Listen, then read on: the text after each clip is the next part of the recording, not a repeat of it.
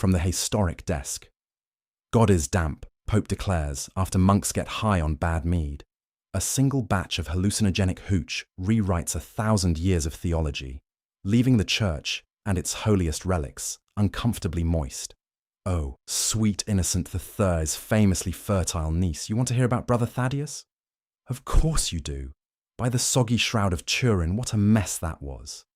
See, over at the Abbey of St. Giles the Gassy, a dreary little pile of stones in Flanders, mostly known for the abbot's prodigious flatulence. They had this one monk, Thaddeus, who was so pious he'd probably confess to having a lustful thought about a particularly shapely turnip. A real prick, in other words. His job was brewing the mead, and for the bishop's annual visit, he wanted to make something truly divine. So this pious little weasel is out gathering honey and herbs, praying his rosary so hard the beads are practically smoking when he finds this patch of odd-looking mushrooms, all iridescent and sort of throbbing. Instead of thinking, this looks like something the devil would sprout from his unholy nethers, Thaddeus figures it's a sign from God, an angel-sent garnish. So he throws a fat handful into the fermenting vat. The resulting brew, which he christened Nectar of the 9 Choirs, looked like piss and smelled like a bog-drowned badger. But by God, it packed a punch that could make a statue of St. Peter get up and start groping the choir boys. The bishop arrives, a fat, gout-ridden man named Jean de Boulogne, who hadn't seen his own holy sceptre in a decade. He, the abbot, and poor Thaddeus have the first ceremonial cups. 10 minutes later, they're all on the floor of the refectory, screaming in what they could only describe as divine, saturated ecstasy. They didn't see pearly gates or fields of Elysian. Oh no, they saw the truth. They saw God. And God, my friends, wasn't some bearded patriarch on a throne. God was a vast, cosmic, slightly clammy entity, a sort of divine mildew clinging to the basement walls of creation. The Imago Dei was a shimmering, pulsating, vaguely fungal network. The music of the spheres.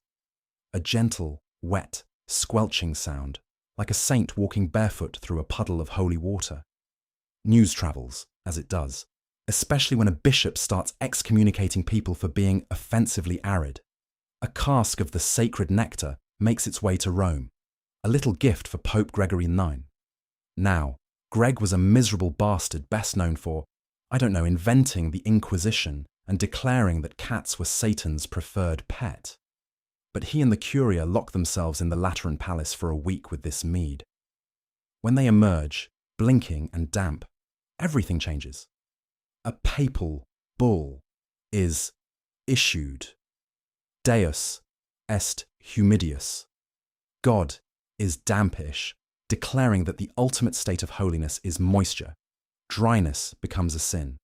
The new path to salvation involved encouraging leaks in church roofs and spending hours in contemplative prayer inside sweaty steam baths. Relics were now judged by their mould purity. My own Cistercian order, lovers of austere dry stone architecture, nearly had a collective aneurysm.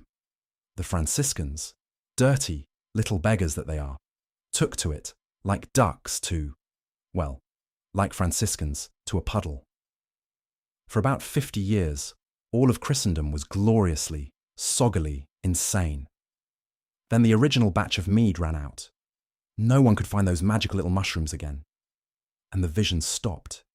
The church quietly sobered up, pretended the whole moisture is godliness thing was a metaphor, and went back to a nice, respectable, and thoroughly dry God. But if you look in the darkest, dampest corners of some old cathedrals, you might still find an old bishop on his knees licking the walls.